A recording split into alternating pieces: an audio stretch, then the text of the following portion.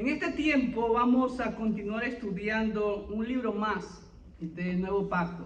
Algo muy importante que recalcar, mis amados hermanos, es cuando estudiamos el Nuevo Pacto hablamos acerca del canon. Y el canon del Antiguo Pacto perteneció totalmente a los judíos. Ellos fueron los que, guiados por el Espíritu Santo, determinaron cuáles eran los libros ahora que se introducirían en el Antiguo Pacto. Ahora, ese proceso llamado el canon o la canonización de los libros que integrarían lo que los judíos le llaman la Tanaj, no fue un proceso fácil y tampoco fue un proceso rápido.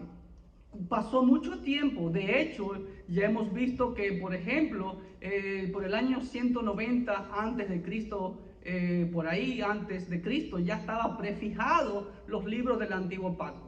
Pero fue después, por el año 90 después de Cristo, en el concilio de Jamnia, ahí en Israel, donde prácticamente ya quedó cerrado. Entonces vemos todo ese proceso de tiempo en que se canonizaron los libros que tenemos.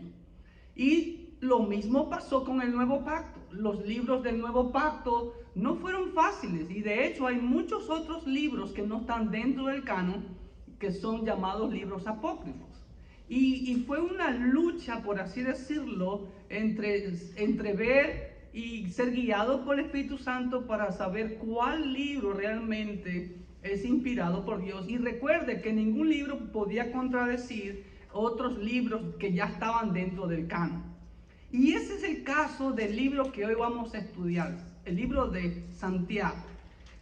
¿Okay? El libro que lo conocemos como Santiago, pero vamos a ver su verdadero nombre. Y este libro de Santiago es uno de los libros que tuvieron muchas dificultades para entrar en el canon del Nuevo Pacto. Hasta después de reconocerse como parte de las Escrituras, y hasta el día de hoy todavía hay polémica y discusión en que si este libro de Santiago debería de estar dentro de lo que conocemos como el Nuevo Pacto. Y vamos a ver que la iglesia oriental, ¿sí? Ellos le atribuían esta carta y sí la reconocían. Pero en la iglesia occidental o la iglesia en latín no la reconocían esta Biblia. Y cuando aparece el primer canon, que todavía era como quien dice un borrador, el canon Muratori en el año 170 después de Cristo aproximadamente, no estaba incluido este libro de Santiago. ¿Ok? Y Orígenes de Alejandría sí lo incluía. Lo reconocía como un libro totalmente inspirado por Dios, ¿ok? Pero también vemos que había un cisma ya, por así decirlo, de lo que en la postre, por el año 1043, vino totalmente el cisma de las dos iglesias hasta el día de hoy, lo que se conoce como el cisma de Oriente, en que las iglesias occidentales, ¿no?, con el papado de Roma, se quedaron, por así decirlo, con el papado de Roma, y las iglesias orientales se quedaron con Constantinopla, ya hoy conocida como Estambul, como la capital de la iglesia oriental, y sus diferencias fueron marcadas desde este tiempo. ¿Okay? Y la iglesia que decimos oriental es la que abarca prácticamente todo lo que es Grecia, Turquía, Siria, Líbano, Israel, Egipto y parte del norte de África. ¿Ok? Y todo lo que conocemos como la iglesia de Occidente es ya Italia, estos países que son los países donde está Croacia, Serbia, todos esos países, y hacia el oeste todo hasta España. Entonces, las iglesias del occidente de habla latina no reconocían el escrito del libro de Santiago. Aún Quinto Septimio Florente, más conocido como Tertuliano, uno de los padres de la iglesia, que fue obispo en Cartago, si ven aquí está, pertenecía a la iglesia occidental. Entonces, Él dio muchas referencias de la Escritura en sus escritos, pero nunca citó en ninguna ocasión el libro de Santiago. Más tarde fue que ya en el año 367 después de Cristo, el obispo Atanasio en Alejandría, se dan cuenta, Alejandría en el oriente, ¿sí? Ya estaba incluido el libro de Santiago dentro del canon que hasta el día de hoy tenemos. Y la primera vez que se encuentra Santiago en la literatura de habla latina del occidente es en el manuscrito llamado el Códice Carbellense, que data del año 350 después de Cristo. Pero quien realmente le favoreció en el lado occidental a la canonicidad del libro de Santiago fue Jerónimo, que vivió entre los años 374 al 420. Y luego Agustín de Hipona también lo confirmó. Pero desde ese tiempo hasta el día de hoy, como les digo, ha habido esa polémica. Y llegó hasta el siglo XVI esa polémica, y aún Martín Lutero no lo reconoció dentro de los libros del Nuevo Pacto. Así que esa es la historia de este libro que vamos a estudiar en estos momentos, el libro de Santiago. Y a partir de este libro de Santiago, primera y segunda de Pedro, primera, segunda, tercera de Juan y Judas, ¿sí? Se las conoce desde el siglo IV como las epístolas católicas o las epístolas universales o generales. Se las reconoce más recientemente como las epístolas generales. Se les llamó católicas por la palabra en griego que significa universal, porque eran dirigidas prácticamente a toda la iglesia en el Imperio Romano. No estaban dirigidas a iglesias o personas en particular como las otras cartas que hemos visto, sino a la iglesia como un todo.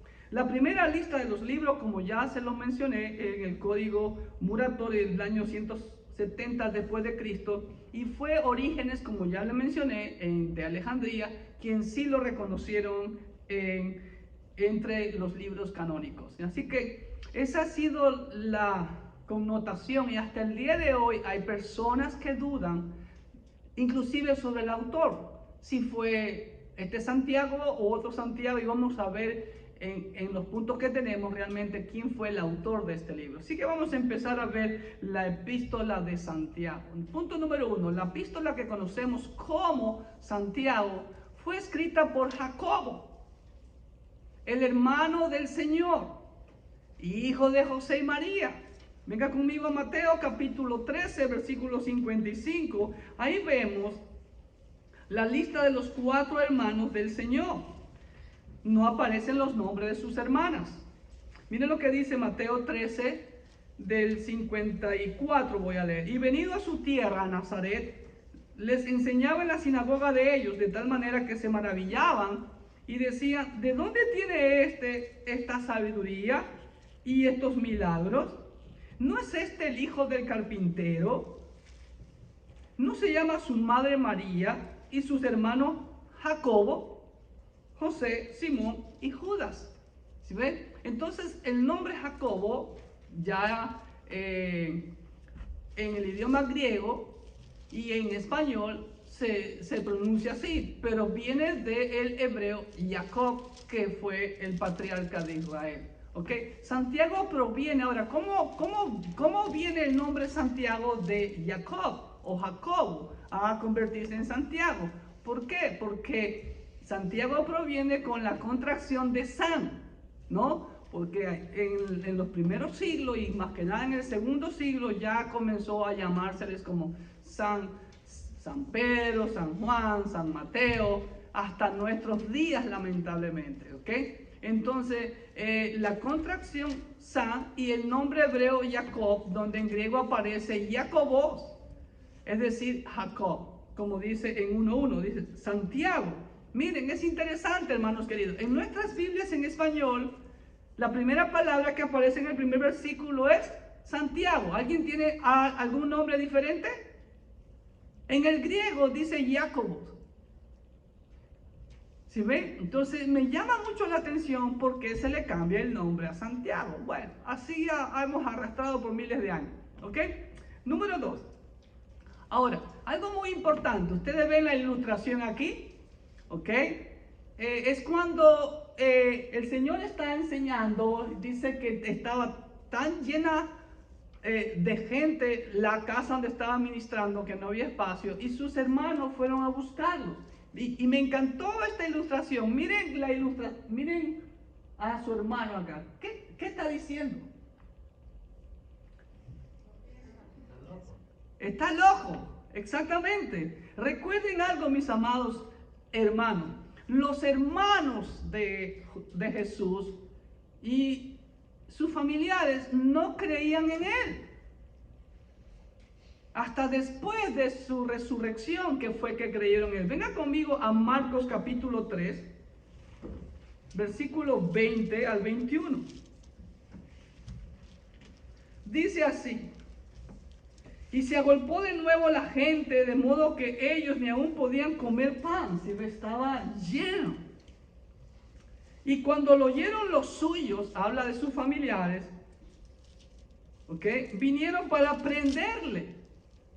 No fueron para escuchar al Señor Jesús, fueron a prenderle. Miren lo que dice, porque decían, está fuera de sí, ¿sí ve? Está fuera de sí, está loco, no sé qué le pasa a él. Y en el versículo 31 al 35 dice así: vienen después sus hermanos y su madre, y quedándose afuera, enviaron a llamarle. Y la gente que estaba sentada alrededor de él le dijo: tu madre y tus hermanos están afuera y te buscan. Él le respondió diciendo: ¿quién es mi madre y mis hermanos? Y mirando a los que estaban sentados alrededor de él, dijo: he aquí mi madre y mis hermanos. Porque todo aquel que hace la voluntad de Dios, ese es mi hermano, mi hermana y mi madre. Entonces aquí estaban sus hermanos, y entre ellos Jacob, ¿sí ven? O conocido como Santiago. Vamos a el punto número 2. Jacobo junto con sus hermanos no creían en el Señor durante su ministerio terrenal. Sí, en Juan 7 del 1 al 10 también podemos leer lo siguiente. Juan 7 del 1 al 10. Después de estas cosas andaba Jesús en Galilea, pues no quería andar en Judea, porque los judíos procuraban matarle. Estaba cerca la fiesta de los judíos, la de los tabernáculos, que se celebra en el 7º mes del calendario bíblico, en el mes de Etanín. Y le dijeron sus hermanos, sal de aquí y vete a Judea, para que también tus discípulos vean las obras que hace. Aquí claramente no habla de discípulos del Señor Jesús, porque sus propios hermanos le dicen: tus discípulos vean lo que tú haces. Aquí se refiere cuando la Biblia dice claramente que eran sus hermanos, hijos de José y María.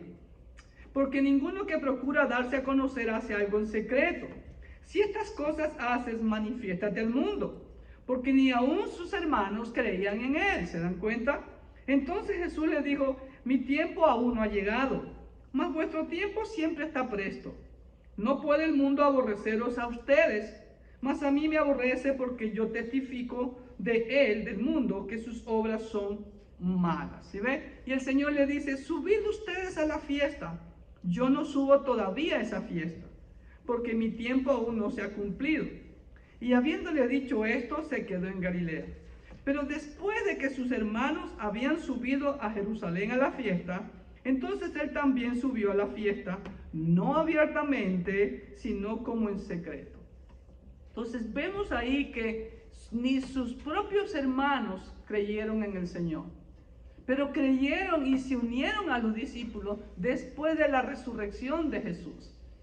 Y Jacobo, su hermano que le seguía después de Jesús, se convirtió en el anciano líder de la iglesia en Jerusalén.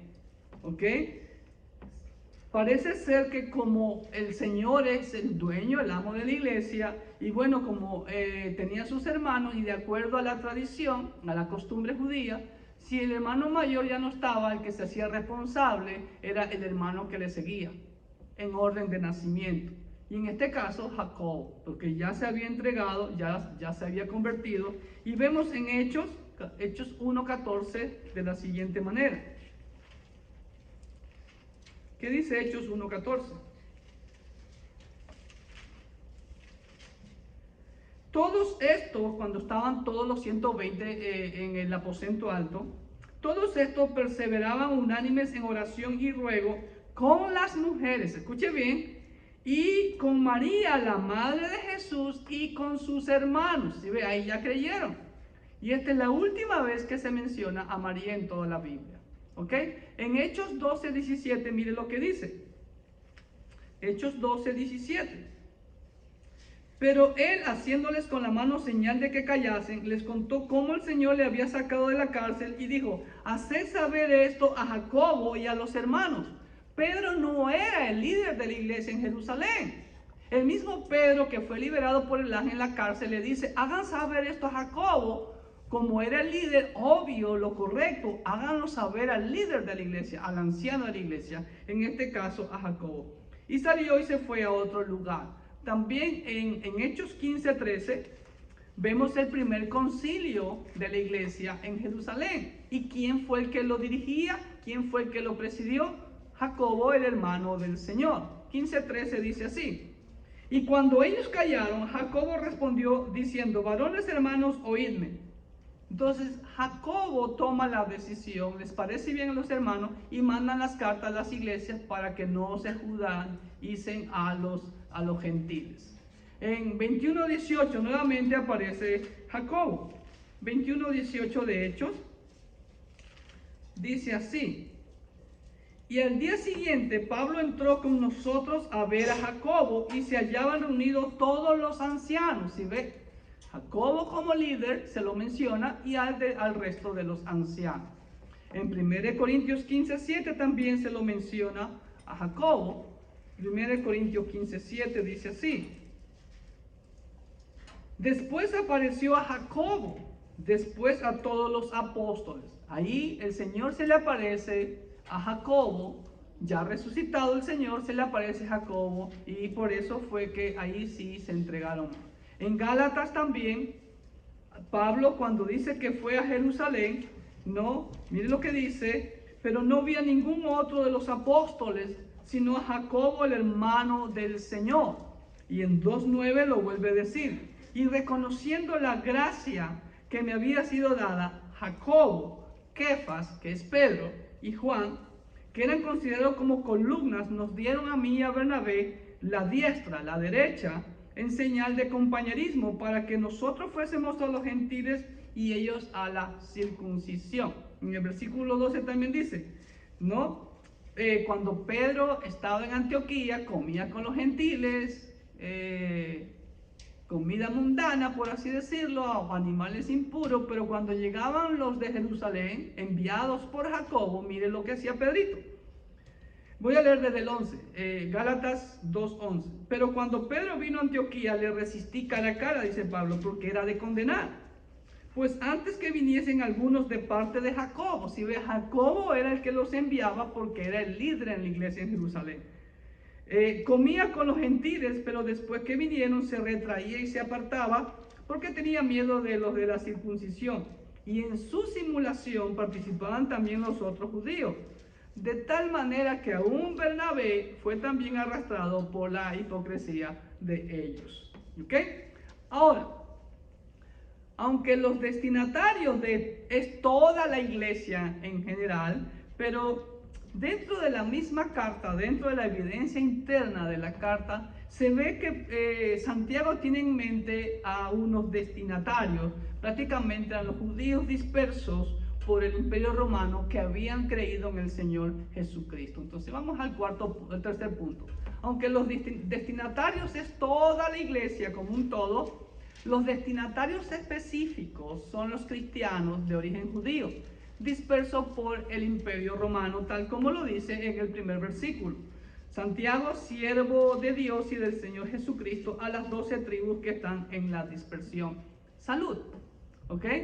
Se nota en el uso de la palabra griega sinagoga en 2:2, que vemos aquí, lamentablemente en nuestra Biblia dice congregación, Porque si en vuestra congregación, sinagoga o en vuestra asamblea, también se le llama, no dice, entra un hombre con anillo de oro y con ropa espléndida. Ahí Santiago está hablando del amor fraternal. Pero la palabra que usa en el griego es sinagoga, como congregación o iglesia.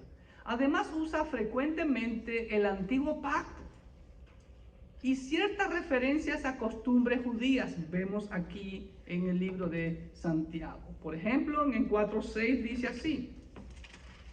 4:6 dice, pero Él da mayor gracia, por esto dice, Dios resiste a los soberbios y da gracia a los humildes. Es una prácticamente repetición del Salmo 138, versículo 6. En capítulo 5, versículo 11, dice de la siguiente manera. He aquí tenemos por bienaventurados a los que sufren. Habéis oído de la paciencia de Job. Si ves, cita a Job. Habéis visto el fin del Señor, que el Señor es muy misericordioso y compasivo. En el 17, también otra cita a Elías. Elías era hombre sujeto a pasiones semejantes a las nuestras. Y oró fervientemente para que no lloviese, y no llovió sobre la tierra por 3 años y medio. Entonces, como les manifesté en la introducción del nuevo pacto, el 75% prácticamente del nuevo pacto es mención del antiguo pacto. ¿Ok? Número 4. La carta, ¿dónde fue escrita? La carta fue escrita, pues muy probablemente, en donde vivía Jacobo o Santiago, en Jerusalén, y ahí murió también. Entonces, la carta fue escrita muy probablemente en Jerusalén, ya que se cree que Jacobo nunca salió de Israel hasta su muerte ocurrida en el año 62 después de Cristo. También por las condiciones sociales que se mencionan dentro del mismo libro, serían típicas de Israel en la década de los años 50 después de Cristo. ¿Ok? ¿Copiaron? Número 5. La fecha de la carta puede datarse por el año 45 después de Cristo. ¡Ojo! ¿Ok? Y algunos eruditos creen que fue después de que las enseñanzas de Pablo hubieran comenzado a tener influencia y antes de que ambos se encontrasen en el concilio de Jerusalén, de Hechos 15. Ahora, por lo tanto, si la carta de Santiago, que se cree fue escrita en el año 45 después de Cristo, esto se convierte o se convertiría en uno de los primeros escritos del nuevo pacto, muy posiblemente junto con el Evangelio de Marcos. Interesantísimo. Recuerden que en Hechos 8 muchos fueron dispersados, excepto los apóstoles. Entonces, Jacobo, preocupado por los judíos creyentes, les escribe, les exhorta a permanecer en la fe y permanecer cumpliendo el propósito de su salvación, produciendo frutos como resultado de esa fe salvífica. Número 6. Santiago, este libro habla de variados temas. En unas partes de esta carta aparece como un pastor, en otras partes aparece como un profeta que exhorta. ¿Ok? Algunos creen que este libro de Santiago fue parte de un sermón que él haya predicado y alguien lo copió. ¿Ok? Santiago habla de variados temas. A veces se muestra como un pastor compasivo por su rebaño, pero otras veces se muestra como un profeta del antiguo pacto que denuncia y exhorta a un cambio de comportamiento. Hoy en día necesitamos esos profetas, pero en general creemos que el tema central del libro de Santiago es la fe mostrada en acciones de una vida transformada. Tal como lo hemos venido estudiando en todo el nuevo pacto, aún en el antiguo pacto, siempre la fe es esa fe que transforma y produce frutos. Como dice el Señor en Juan 15, en esto glorificado mi Padre, en que llevéis mucho fruto y seáis así mis discípulos. ¿Ok? Como también lo vemos en Mateo capítulo 21, donde el Señor dice que el reino de los cielos será quitado para aquellos que producen frutos. Entonces vemos claramente, por esa razón, el Señor le quitó el privilegio a Israel, profetizado en Deuteronomio capítulo 32, ¿sí? Y se lo dio a una nación insensata, como dice Deuteronomio 32. Esa nación somos nosotros los gentiles. Y es la iglesia la que está provocando a celos a Israel, como dice la Escritura. Número 7. ¿Cómo empieza Jacobo? Jacobo empieza su libro exhortándonos y animándonos a enfrentar las pruebas. Por eso puse la ilustración de el barro en las manos del alfarero. Tiene que presionar, friccionar y moldear. Así son las pruebas, dice Santiago. Las pruebas nos fortalecen. Las pruebas no son desgracias o esto que lo otro. Y ahí vemos claramente, muy contrario a la falsa teología de la prosperidad y del emocionalismo y del positivismo y del yo declaro, el que el Señor me dijo estas cosas. No, la vida cristiana es una vida de pruebas, ¿sí? Las mismas que sirven para moldear nuestro carácter y personalidad a la estatura ¿de quién? De Cristo Jesús, así es. Santiago afirma que la tentación al mal no viene de Dios y nos ordena a ser hacedores y no solo oidores de la palabra de Dios. Lo vemos prácticamente en todo el primer capítulo, ¿sí? Tenemos que ser hacedores de la palabra y no tan solamente oidores, engañándonos a vosotros mismos. Entonces, aquí Santiago, así como el Señor en Mateo y en los evangelios, ¿sí?, exhortó y condenó la religiosidad de Israel, Santiago hace lo mismo con la iglesia. Dice, si somos oidores de la palabra, nos estamos engañando a nosotros mismos. Así que, mucho cuidado. ¿Ok? Número 8. Santiago denuncia el orgullo y la opresión del rico hacia el pobre y la acepción de personas. Por eso se cree que la carta fue escrita en Jerusalén y en esos años 50, después de Cristo, porque eso era lo que ocurría. Se oprimía a los pobres, no se les pagaba su salario a tiempo, no se les pagaba lo que realmente se le ofrecía. Y pregunto, ¿hoy en día no pasa lo mismo? El rico quiere hacerse más rico y el pobre quiere hacerse más pobre.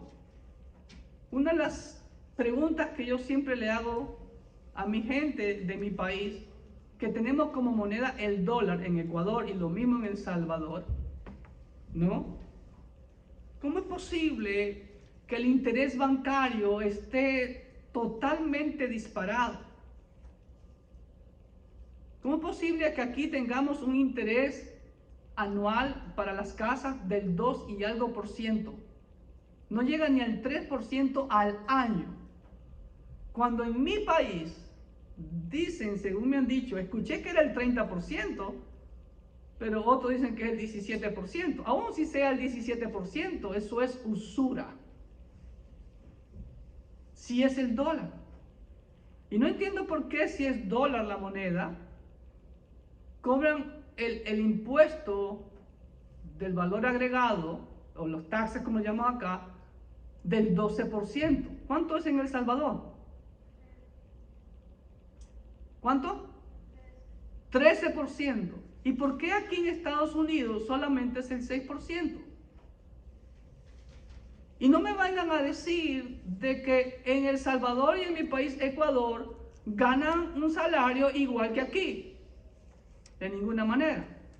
Es lo que no me explico. ¿Por qué? Porque todavía sucede eso, la opresión del rico. El rico quiere hacerse más rico oprimiendo al pobre. Y como iglesia nos hemos quedado con la boca cerrada y nos hemos tapado los oídos, nos hemos tapado los ojos. Pero Santiago lo denunció hace como 2000 años. Y tenemos que hacerlo. Si no, no somos la luz, somos oscuridad también. Señor dijo, somos la luz. Y la luz debe alumbrar en las tinieblas. Número 9. Santiago jamás contradice la doctrina de la justificación por la fe, tal como la Biblia entera. Desde Génesis vemos eso. Siempre la salvación ha sido por la fe, no por los frutos. Los frutos son consecuencia de nuestra fe. Si nosotros queremos hacer obras, frutos para nuestra salvación, la Biblia dice acerca de esos frutos que son trapos de inmundicia para Dios. No podemos comprar nuestra salvación con hacer obras buenas. Las obras buenas son el resultado de la fe, no el medio para alcanzarla. Santiago confirma que la fe salvífica es aquella que produce frutos constantes, como el Señor Jesús lo afirma en Mateo 21, en Juan 15 y en otros pasajes más en los de los evangelios. ¿Estamos? Entonces, esa es la fe, amado hermano. Yo creo que no entiendo a mis hermanos de los primeros siglos ni a Martín Lutero. Es claro este libro. Frutos. Como yo lo digo en el buen sentido de la palabra, en el momento en que el Señor nos rescató, nos transformó de ser unas máquinas inútiles, por así decirlo, o ser instrumentos inútiles, a ser instrumentos de bendición. Somos una máquina de bendición. Bendecir, bendecir, bendecir, bendecir. Ese cristiano, el que no está bendiciendo, hágase un examen si realmente es cristiano. Número 10. Jacobo es el único, como ningún otro en el Nuevo Pacto, y creo que en toda la Biblia, que hace una fuerte exhortación ¿a qué? A refrenar nuestra lengua. Dice, ¿cuánto incendia la lengua? Un bosque entero. ¿Sí? Miren lo que dice en 2:14. Perdón. 3, del 1 al 18. Dice, y versículo 6, 3:6. Y la lengua es un fuego, un mundo de maldad. La lengua está puesta entre nuestros miembros y contamina todo el cuerpo, hermanos, e inflama la rueda de la creación, y ella misma es inflamada por el infierno. Porque toda naturaleza de bestias y de aves y de serpientes y de seres del mar se doma. Y ha sido domada por la naturaleza humana. Exactamente, nosotros hasta los grandes monstruos marinos los domamos, como las ballenas y todo eso. Pero ningún hombre puede domar como le dicen acá, la sin hueso. La lengua, que es un mal que no puede ser refrenado, llena de veneno mortal. Con ella bendecimos al Dios y Padre, y con ella maldecimos a los hombres que están hechos a la semejanza de Dios. De una misma boca proceden bendición y maldición. Hermanos míos, esto no debe ser así. Nuestra boca ha sido dada para bendecir y para bendecir. ¿Cuánto lo creen? ¿Ok? Vamos al punto 10. Jacobo, como ningún otro en el Nuevo Pacto, hace una fuerte exhortación a refrenar nuestra lengua, entendiendo que la misma nos ha sido dada para bendecir. Ahí viene la función profética de Jacob o Santiago. Y también otra fuerte exhortación. Miren, me gustó esa ilustración. Muchachos, sobre todo. Muchachos, no te asustes, Dani. ¿Ah? Otra fuerte reprensión que hace Santiago es a evitar el contagiarnos con las costumbres mundanas, tal como el Señor lo hizo en el Antiguo Pacto. ¿Qué dice? Todo el capítulo 4 habla de eso. Y el versículo 4 es directo. Yo siempre les he dicho, la Biblia no manda indirecta, la Biblia manda directo al corazón, para que sea transformado, para que sea corregido, dice Hebreos 4:12 y 2 de Timoteo 3:16. Para eso es la palabra de Dios, ¿sí? Dice, oh almas adúlteras. ¡Wow! ¿Cómo habla Santiago? Si un pastor diría eso a su congregación, ¿qué van a creer? ¿Qué creen que pasaría? Se queda sin congregación. ¿Ah? Pero aquí está para la posteridad. Oh, almas adúlteras, ¿no sabéis que la amistad del mundo es enemistad contra Dios? Cualquiera pues que quiera ser amigo del mundo se constituye enemigo de Dios. El Señor lo denunció en Deuteronomio capítulo 7, en Levítico 18 del 26 al 30. Vamos a ver lo que dice Levítico. Levítico 18. Del 26 al 30. Guardad pues vosotros mis estatutos y mis ordenanzas, y no hagáis ninguna de estas abominaciones, ni el natural ni el extranjero que more entre vosotros, porque todas estas abominaciones hicieron los hombres de aquella tierra que fueron antes de ustedes, y la tierra fue contaminada. No sea que la tierra os vomite por haberla contaminado, como vomitó a la nación que la habitó antes de ustedes.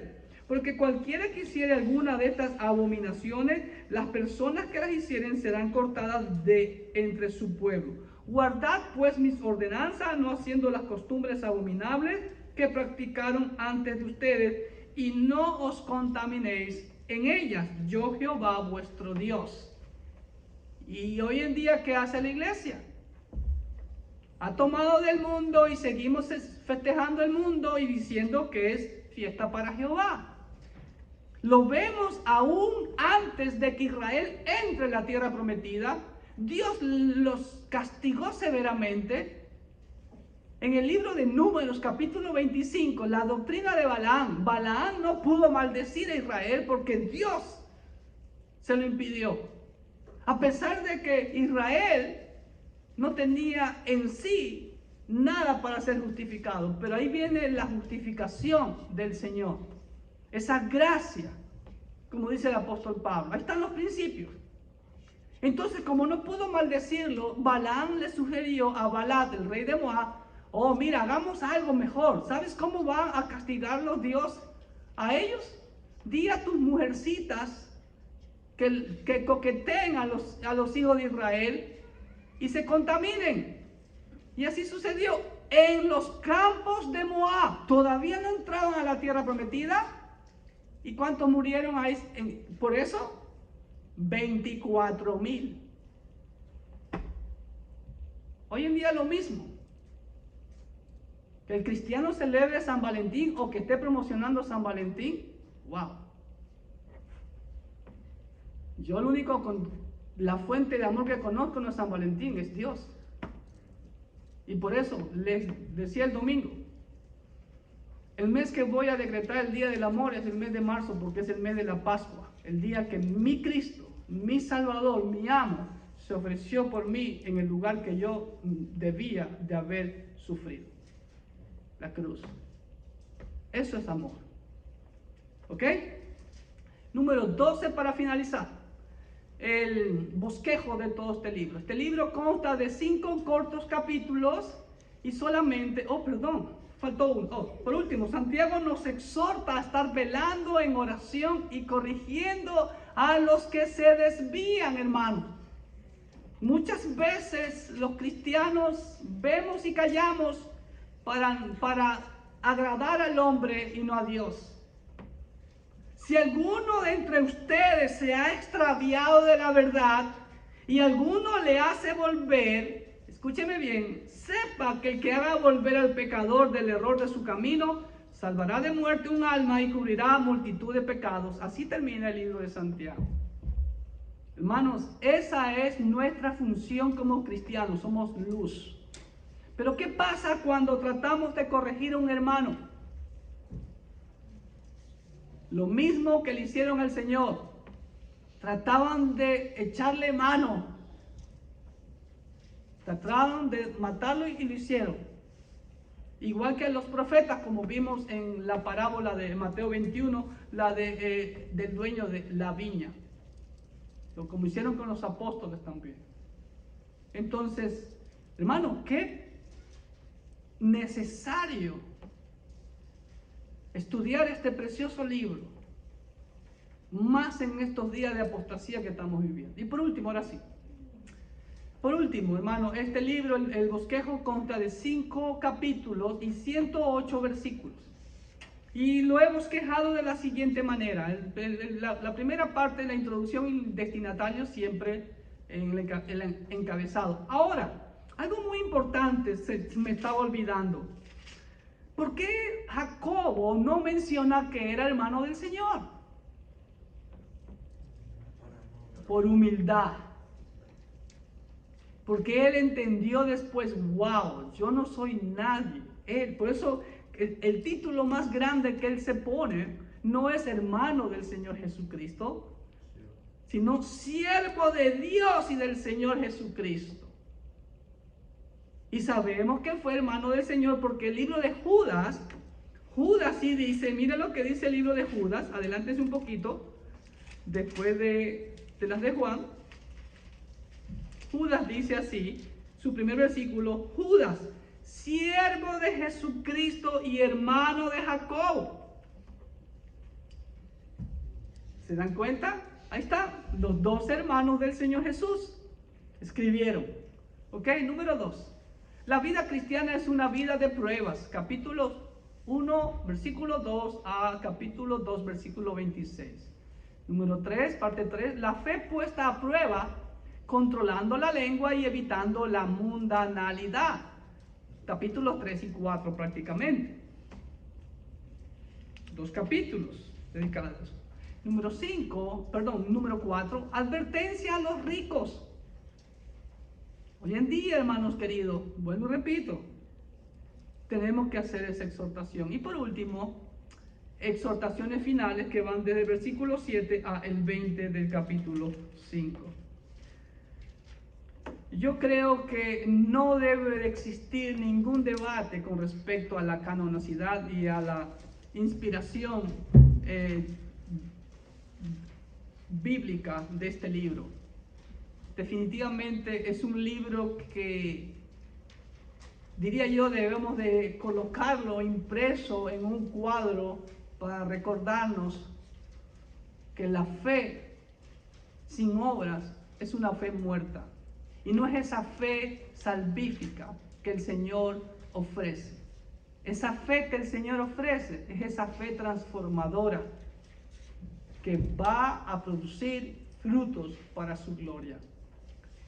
Mi clamor, como es el clamor del Señor Jesucristo, como es el clamor del Padre, como es el clamor del Espíritu Santo, que nosotros estemos llevando constantemente esos frutos solamente para su gloria, como muestra de nuestro amor y nuestra fe a Él. Que Dios le bendiga ricamente.